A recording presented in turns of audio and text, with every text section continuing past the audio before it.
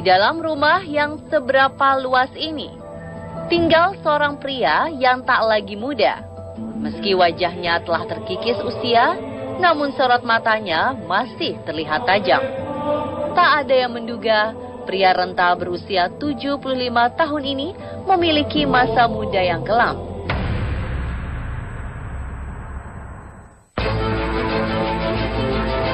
Iwan Cepi namanya.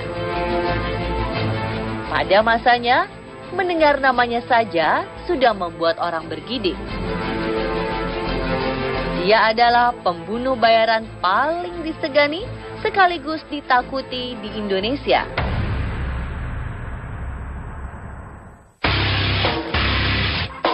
Iwan telah akrab dengan kekerasan sejak masih sekolah.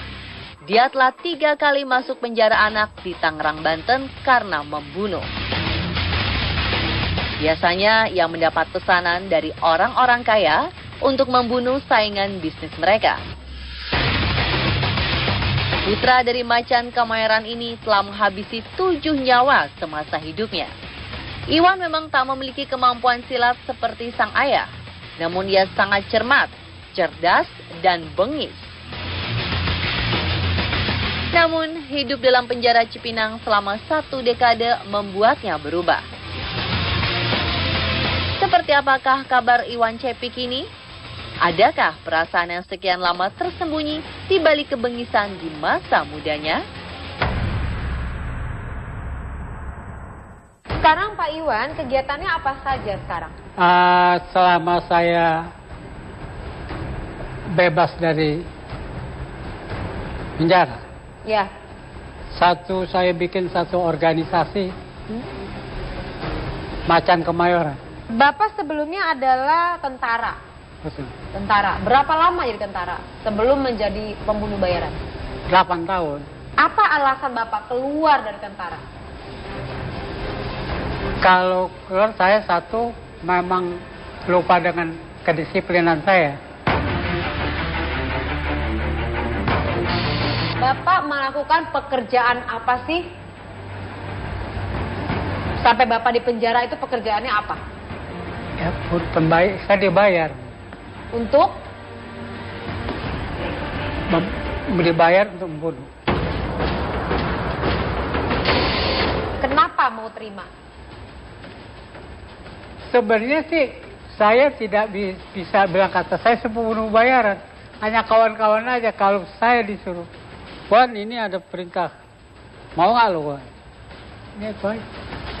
Saya nggak menunjukkan bahwa lu kalau apa-apa bisa, gua sebagai pembunuh bayaran tidak. Enggak publikasi ya. Ya. Pada saat ngebunuh atau menembak seseorang, apa yang Bapak pikirkan pada detik itu sebelum menghabisi nyawanya? Kita kan taunya sekarang melihat bayaran. Ya. Jadi apa yang saya pikirkan sudah tidak saya pikirkan lagi.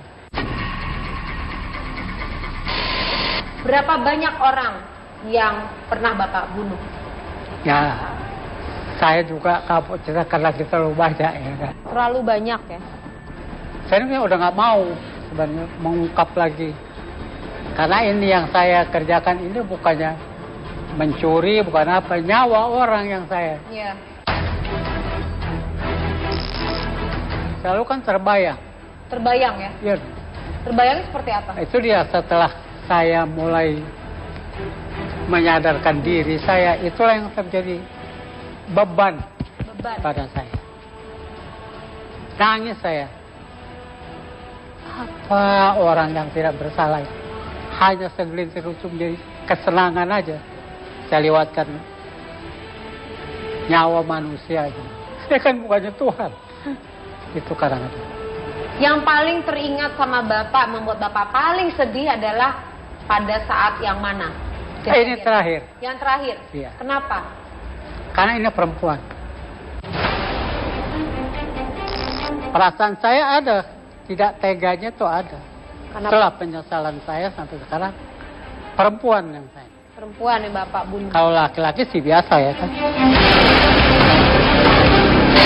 Berapa honor Bapak pada waktu itu untuk sekali membunuh? Angkanya berapa kira-kira? 5 juta? Itu kalau masih di sana tuh pasti 2 jutaan. Nah, kalau yang terakhir ini saya besar, Berapa? sampai 25 juta. Honor yang didapat banyak kan? Uangnya biasanya untuk apa? Ya, saya tadi cerita. Semasih muda saya kan hura-hura. Karena kepremanan saya juga nggak mau dipanggil preman. Preman rata-rata hura-hura, bukan menghidupkan pada yang punya istri, nggak dihidupkan. Dia hura-hura kepada. Preman tuh nggak Sampai sekarang juga namanya penjahat. Itu nggak ada cerita untuk menghidupkan keluarganya. Bagaimana agen menghubungi Bapak untuk Bapak melakukan tugasnya? HP belum ada. Ya, Paling kan telepon ya, ini aja rumah. ya. Jadi saya sering datang, ya kan. Jadi seperti kayak berapa hari sekali saya datang. Ke agen itu. Iya. Bisa ceritain nggak bagaimana proses dan strategi Bapak pada saat mau membunuh seseorang? Itu ada satu perjanjian saya. Ya. Kalau saudara menyuruh saya, di lapangan urusan saya. Ya. Nggak usah diatur. Ya. Hanya saya bisa tempatnya ada di sini orangnya. Ya. Selalu jalannya. Makanya saya survei. Survei. Saya nggak bisa mendadak harus bunuh. Saya nggak mau. Saya mesti survei.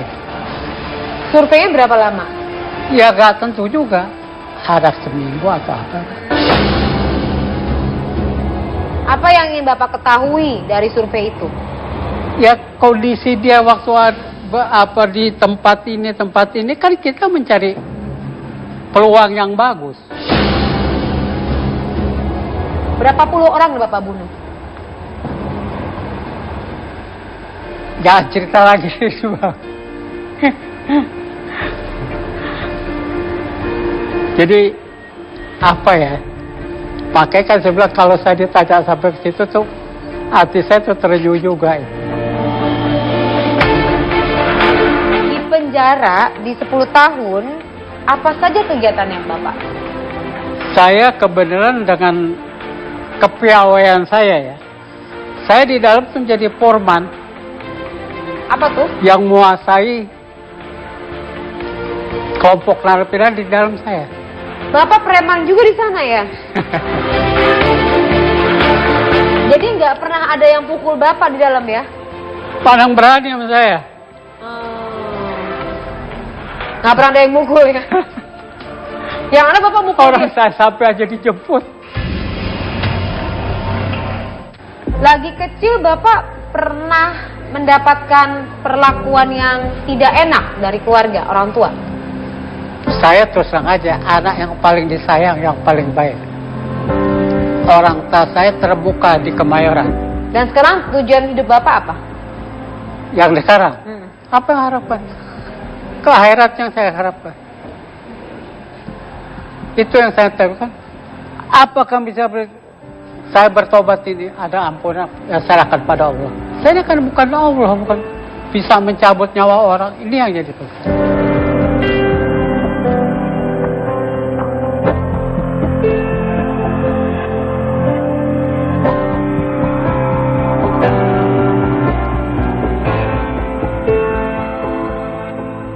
Kita sudah mewawancara profesi yang jarang kita ketahui di Indonesia, yaitu pembunuh bayaran. Bagaimana jati dirinya pada saat diwawancara pembunuh bayaran berikut ini? Ekspresi pertama. Ini adalah ekspresi pada saat yang bersangkutan menceritakan apa yang dirasakan pada saat ia membunuh orang lain. Anda perhatikan di sini. Dia terdiam sejenak. Kemudian ekspresinya adalah agak sedikit naik di sini. Anda perhatikan ke arah hidung. Ini menggambarkan ada kejijian terhadap cerita yang dia sampaikan. Kemudian kalau Anda perhatikan ada kerutan di tengah seperti ini. yang menggambarkan ada kemarahan. Kombinasi wajah yang diperlihatkan pada saat melihat korban, jijik dan marah.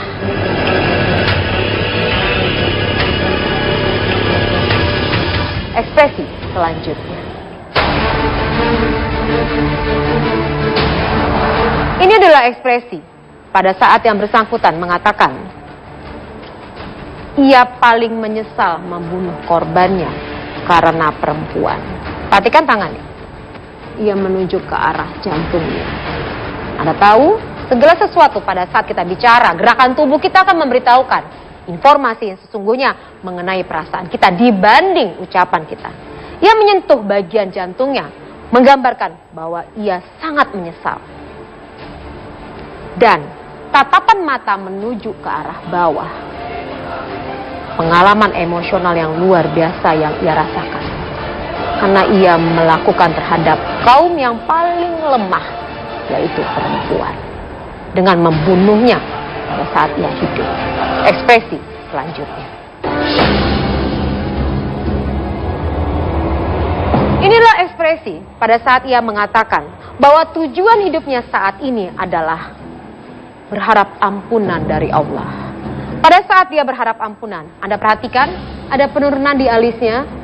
Kalau orang dalam kondisi sedih, maka ini yang diperlihatkan. Kemudian Anda perhatikan ada turun mulutnya. Kesedihan digambarkan dari mulut dan mata seseorang. Kemudian tatapan mata ke arah bawah. Pengalaman emosional, kesedihan dan malu. Ini yang tunjukkan.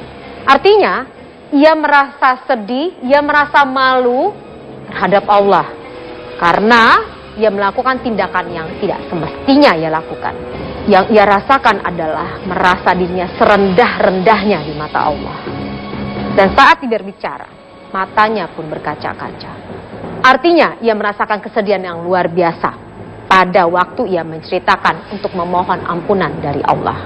Ekspresi selanjutnya. Ini adalah ekspresi pada saat yang bersangkutan mengatakan, saat di penjara, ia menguasai penjara. Ini adalah kalimatnya. Saya yang menguasai penjara pada waktu itu. Perhatikan, wajahnya tertawa, full, ada kerutan, artinya ia bahagia. Dan perhatikan bahwa ia bangga dari gerakan tubuhnya mengangkat. Dan rileks, artinya dia menikmati kondisi di mana ia diperlakukan sebagai tokoh yang dihormati di penjara tersebut. Ekspresi selanjutnya.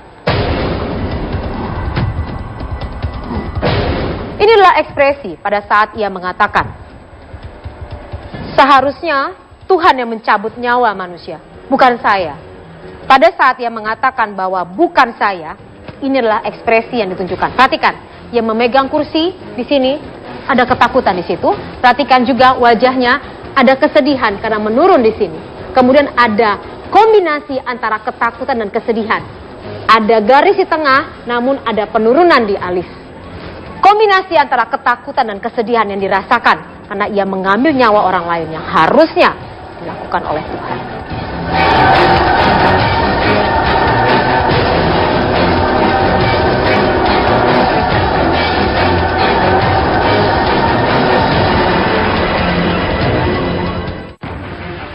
Apakah yang akan saya ungkap berikutnya?